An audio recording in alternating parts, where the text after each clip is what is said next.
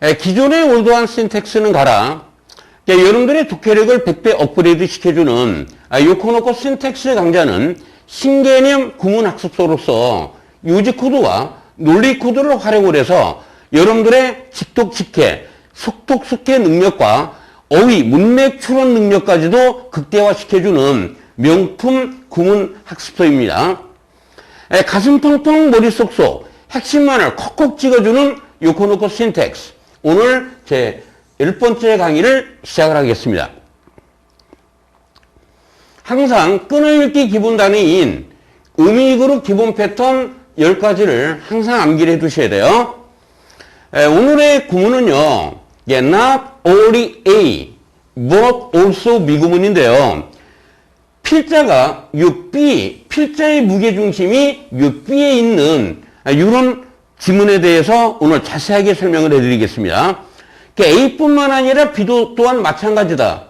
필자의 무게중심이 어디 있다? 바로 요 B에 있다라는 걸 여러분들이 알아두셔야 돼요. 이거의 동의 구문들을 한번 살펴보겠습니다. Not only, but also B. A뿐만 아니라 B도 또한 마찬가지다.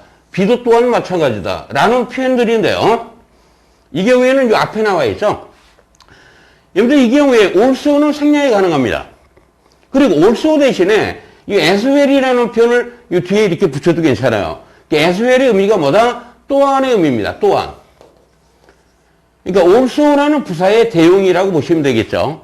그 다음에 이 only 대신에 just 또는 merely 또는 alone이라는 부사로 바꿔도 아무런 상관이 없어요. 그 다음에 여러분들 as well이라는 표현이 또한의 의미라고 그랬죠. 그래서 as well as A뿐만 아니라 또한 B도 이런 얘기예요. A뿐만 아니라 B도 또한 마찬가지다라는 얘기죠. 그럼 이제 이 구문과 관련해서 이제 어법 문제가 출제가 돼요. 어법 문제가 출제가 되는데 첫 번째가 바로 이게 수혜일치입니다. 수혜일치.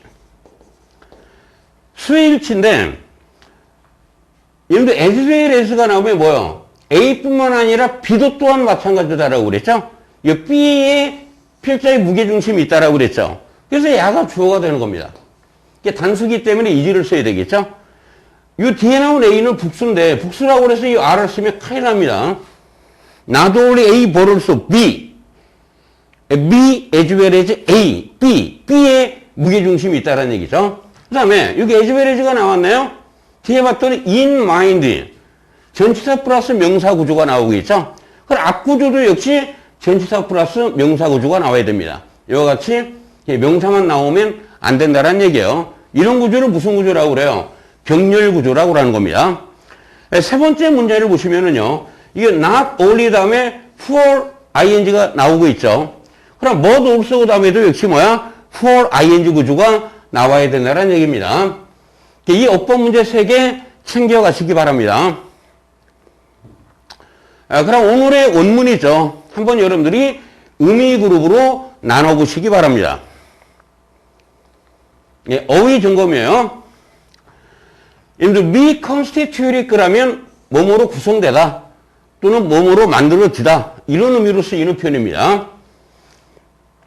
그 다음 이디옴이라는 표현이 표현 방식을 의미하는 중요한 단어입니다. 표현 방식입니다.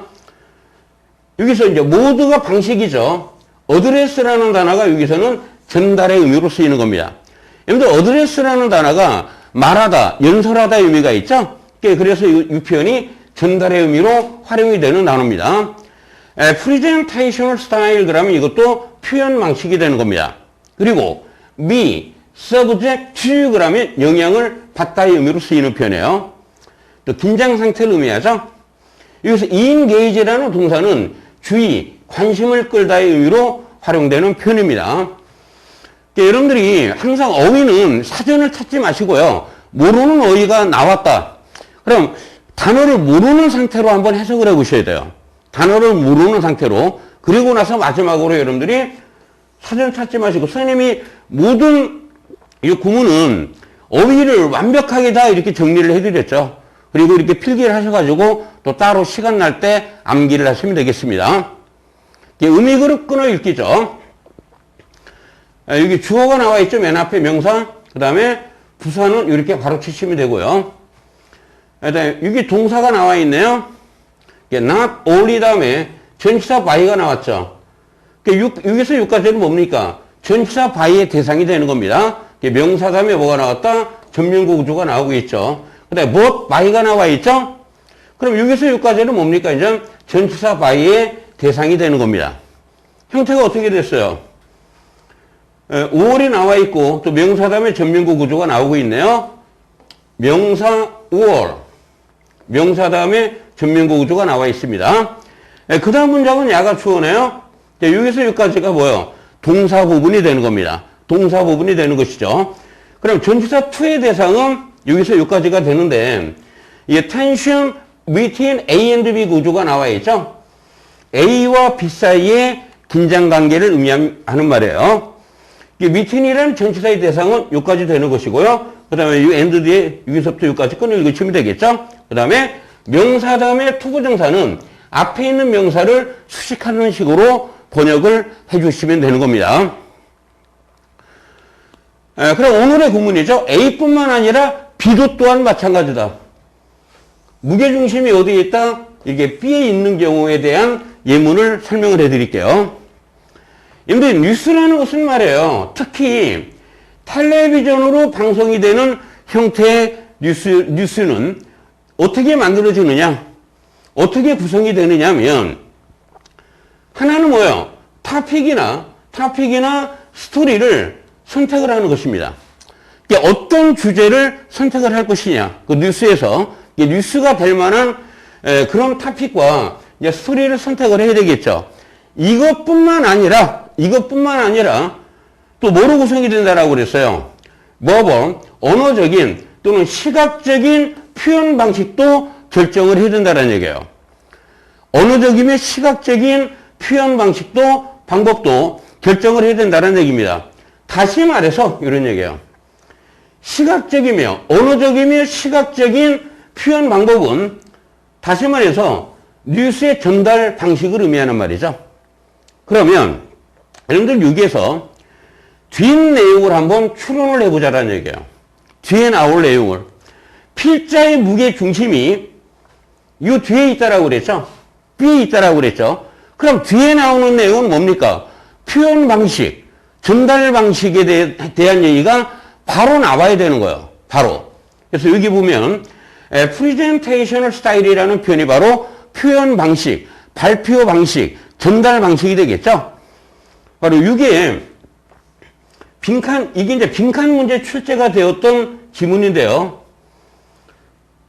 여기가 이렇게 빈칸으로 나오거나 여기가 이렇게 빈칸으로 나오면 여러분들은 이걸 추론해서 바로 답을 맞힐 줄 아셔야 됩니다. 이게 오답률이 매우 높았던 지문인데요. 잘 보세요, 여러분들. 여기가 괄호가 나왔다. 그럼 이 부분만 번역하면 바로 정답이 나오는 것이죠. 그래요, 안 그래요? 이런 문제 푸는 테크닉을 여러분들이 배우셔야 되는데요. 그 문제를 푸는 테크닉이라는 것은 뭐냐면 논리 코드를 활용을 해서 유지 코드와 논리 코드를 활용을 해서 해야지만이 정확한 테크닉을 익힐 수가 있는 겁니다. 그래서 이제 전달 방식, 표현 방식은 이런 유것과 유것 사이에 긴장의 영향을 받는다라는 얘기예요. 긴장 관계가 생긴다라는 얘기죠. A는 뭐냐? 정보를 제공하고 교육을 목적으로 전달을 해야 되는 것이냐? 아니면 시청자들의 흥미를 끌 필요성, 흥미를 끌 목적으로 정보를 제공해야 되느냐? 그런 방식으로 정보를 제공해야 되느냐에는 서로 긴장 관계가 있다는 얘기예요. 예를 들어서 교육 방송일 경우는 원래는 어떻게 해야 됩니까? 뉴스 그런 것들은 그 시사 같은 경우를 현행 시사를 전달할 때는 정보 제공, 교육적인 목적으로 해야 되겠죠. 그런데 또 너무 정보 교육적으로 하다 보면 시청자들이 잘 안 봐요. 그러니까 어느 정도는 또 뭘 할 필요가 있어요. 시청자들의 흥미를 끌 필요성이 있다는 얘기죠. 그러니까 정보 제공 목적이냐 아니면 흥미 위주냐 이 사이에는 서로 긴장 관계가 있다는 얘기예요. 어느 정도 밸런스를 맞춰줘야 된다는 것이 이 필자의 주장인 것 같습니다. 네, 다시 한번 자세하게 번역을 해드릴게요. 뉴스는 특히 텔레비전으로 방송되는 형태의 뉴스의 구성 방식은 하나는 주제, 토픽을 선택하는 거 하나가 있고요. 또 하나는 뭐냐면 언어적인 시각적인 표현 방식, 다시 말해서 전달 방식으로 구성이 돼 있는데 필자의 강조점은 뭐다? 요 B에 있다라는 얘기예요. 그러니까 바로 뒤에는 전달 방식에 관련된 얘기가 나와야 되는 겁니다. 그래서 그런 전달 방식은, 발표 방식은 A와 B 사이에 긴장 관계가 형성이 된다는 얘기예요. A가 뭐다? 정보를 제공할 목적이냐, 교육적인 목적으로 전달할 것이냐, 아니면 흥미 위주로 해야 할 것이냐 사이에는 긴장 관계가 있다라고 해석을 해주시면 됩니다. 항상 구문학습을 열심히 하셔야 돼요. 그래야지만 여러분들의 해석, 독해 능력이 향상이 되고, 구문 공부를 정확하게 하는 학생들은요, 모르는 단어가 나와도 다 문맥 추론으로 어휘의 의미를 거의 99% 추론할 수 있는 능력이 생깁니다. 그리고 신텍스 공부를 많이 하셔야지만이 직독직해 숙해가 가능해진다는 사실. 완전 공짜인 구독, 좋아요, 지인 공유, 알림 설정. 여러분들 포기하지 마시고요. 자신감을 갖고 선생님과 함께 반드시 존버하시기 바랍니다.